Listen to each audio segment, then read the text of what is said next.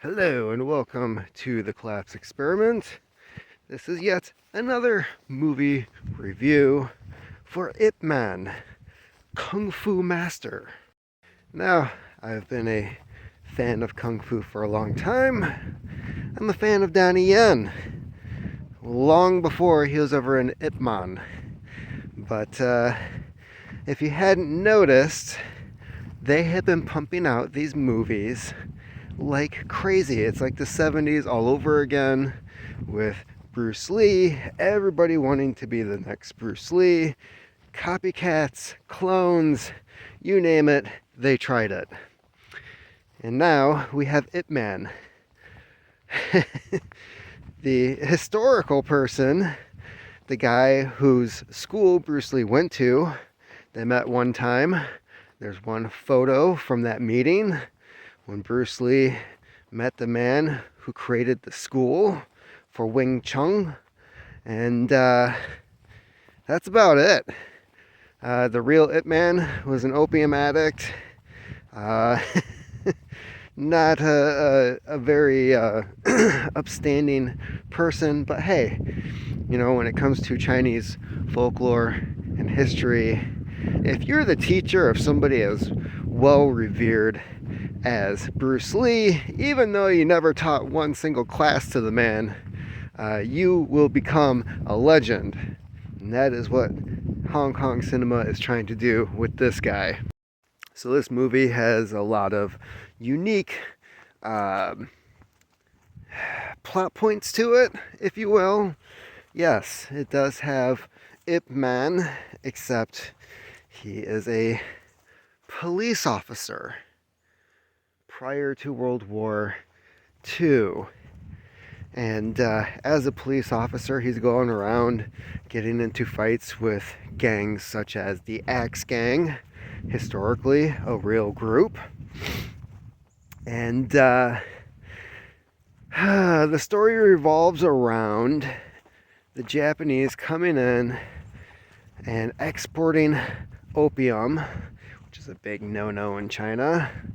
And there's a lot of money laundering going on. So Ip Man is trying to stop this, sends his wife and newborn child away to her family's place so that he can put on a black mask and become Kato. Ip Man becomes Kato. There's no Green Hornet. He just puts on the Kato mask and runs around in the middle of the night like a superhero, beating the shit out of Japanese people. So, yeah, all of a sudden, Ip Man goes from police officer, never happened, to nighttime vigilante, never happened. There's a lot of interesting characters. There's his uncle, who is, from what I can tell, a drunken master.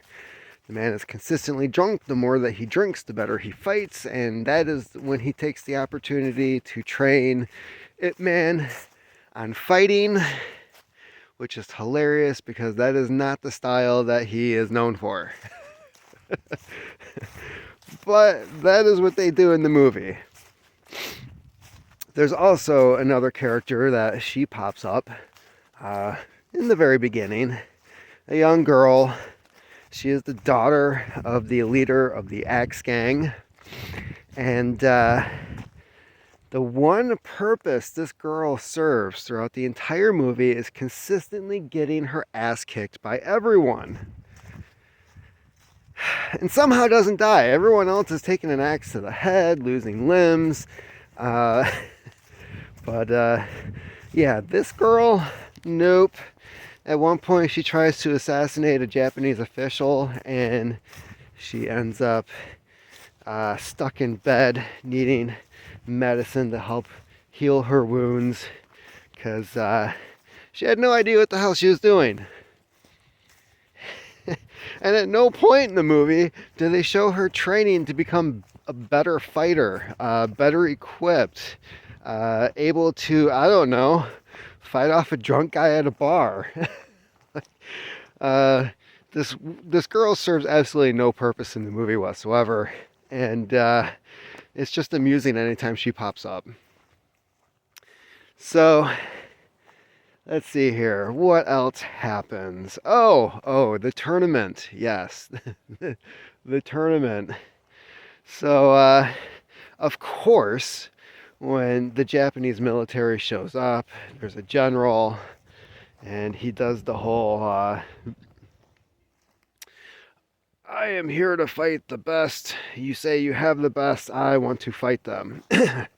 He's supposed to be a karate stylist. So, a Japanese general who's a black belt in karate wants to fight kung fu masters. And yet, every time they show him in the movie, he's not doing karate. Oh no, he's doing kung fu. And that is what took me out of the movie, because I wanted to see a karate stylist fighting a Wing Chun kung fu master, and we didn't get that. We ended up with some weird cross breed of that. Yeah. So then, where do we go from there? Oh, well, once that took me out of the movie, I started noticing a few other things. All the Japanese soldiers were carrying old, toy, rusty-ass wooden rifles. They were not real. Didn't even resemble a real rifle. The police chief at one point pulls out a pistol. Like, probably the worst prop pistol I've ever seen. I'm thinking this was probably a 3D printer could have done a better job, but no, this was like carved wood that had been painted with like some gray and black paint. Yeah. There are times where I'm willing to let these things go, but as the movie went on, I'm like, I have no idea what the hell this is about, because it's surely not about Ip Man. And then they're bringing in Black Mask, Jet Li's character that he played back in the early 90s. Then they're trying to mix that in there. Or Kato, Black Mask. A lot of people said, this was Hollywood or Hong Kong trying to take Kato as their own. Which, yeah, I don't really blame them for that. Kato was a lot better than the Green Hornet, let's be honest. So this movie, starring Dennis To, guy I'm not familiar with. This might be the first movie I've ever seen with him. Towards the end, he gets creepier throughout the film. Trimmed eyebrows, a weird freaking smile that looks like a Chinese version of the Joker. Just a very, very odd character, if you will. Not somebody I would take as the hero of the film when you see him on screen. But, yeah, overall, this could be, although I haven't seen all of them, so I can't make this claim wholeheartedly, could be the worst Ip Man movie I've seen. The fight scenes, not all that great. You've already heard some reasons why. Even the opening scene. Wing Chun, which I have actually studied for a little bit, is very good at one-on-one fighting. Your opponent is in front of you. As one person I talked to years ago said, well, it's great if you're stuck in a doorway. But opening scene shows Ip Man going into the home of the Axe Gang and being surrounded by like 50 dudes. So of course, not a great position for him to be in. And then he gradually works his way where he's fighting the group in like a circle. So he's going in a straight line, and yet nobody seems to want to go up behind this guy and just whack him over the freaking head with an axe. it's a very, very odd fight. A lot of the fight scenes are just really odd. There was no accountability for like the different styles that people were supposed to have. Even the fighting stance for Ip Man was kind of over exaggerated. It looked like he was trying not to piss his pants. That's how bad it was. I'm like, yeah, you stand like that, one nice kick, your freaking knee is gone. Didn't make a whole hell of a lot of sense to me. Donnie Yen, to me, Donnie Yen with that first Ip Man movie, taking out all the historical inaccuracies and everything that go involved in it, it's a great fucking kung fu film. But as for this one, Ip Man, Kung Fu Master, no. I don't know why they keep pumping these movies out. Donnie Yen obviously has become the face, the image of this long forgotten guy who ran a couple of schools that Bruce Lee happened to have gone to. And, honestly, I don't know if we would even know about this style of Kung Fu if it wasn't for Bruce Lee being nearsighted. Yeah, Bruce Lee wore glasses, he was nearsighted, therefore, the long distance kicking of like Taekwondo and other forms of Kung Fu probably were not going to work for him. Depth perception being what it was. He did wear contacts later on. That's how he was able to do the movies that he did and develop those kicks, which he never, he admitted he would never do in a street fight. They just look good on camera. So yeah. Ip Man. Man, this is seriously, it's gotta be like maybe, I would say 2 out of 5 stars. And 2 is kind of being generous. The story and the acting, the story itself, man, it was very choppy. Like 1 minute he's dealing with the Axe Gang, the next minute he's dealing with this other group, then he's dealing with this other, and like even in the end, like nothing really came together because you felt like you were watching 3 different movies in a row. Short movies with the same characters. And still, it wasn't really tied together all that well in the end. And even the ending itself didn't make a whole fucking hell of a lot of sense. That girl I told you about, well, she pops up and all of a sudden she's able to do things that she couldn't do in the first 5 minutes of the film. For no reason. Then, out of nowhere, Ip Man's walking down the street and it's raining. He's got an umbrella. All of a sudden he finds himself surrounded by a bunch of guys with katanas, and then his friends come out of nowhere. Everyone puts on their Kato mask and they go running off to fight these guys with 3-foot razor blades. Oh, I got an egg.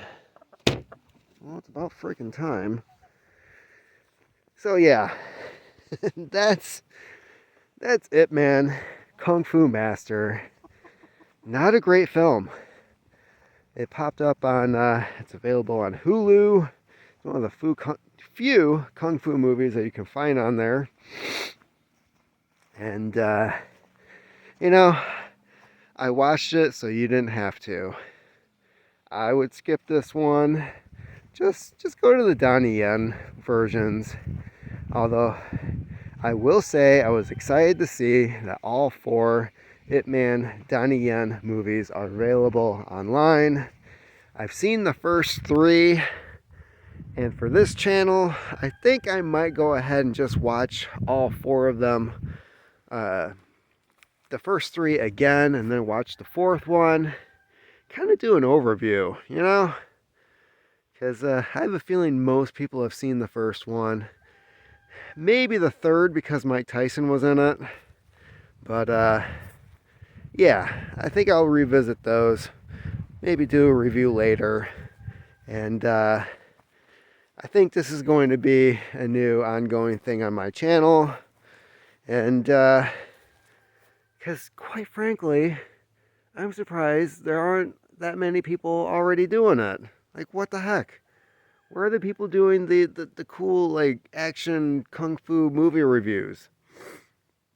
Critical Drinker didn't even do a review for Bullet Train. What? What? You know, for a guy who consistently bitches about Marvel movies and Hollywood not putting anything good out, he didn't watch Bullet Train. As far as I know, he never did a review on it. So, again, WTF. So, yeah. Anyways, to get back to this movie, Dennis To, not Ip Man. He's not the IP man, as they would say in the hood. Yeah, he's not the guy. Movie not all that great. The script very choppy. Doesn't have a good flow to it. They never show Ip Man's family coming back. He sends them off, and all of a sudden he's living with the daughter of the X gang. Doesn't seem to be any kind of relationship going on there. But then again, like I said, wife and kid never return. So I don't know if they're trying to insinuate something or it's just more bad writing. So yeah, that's about it for me. Keep on typing.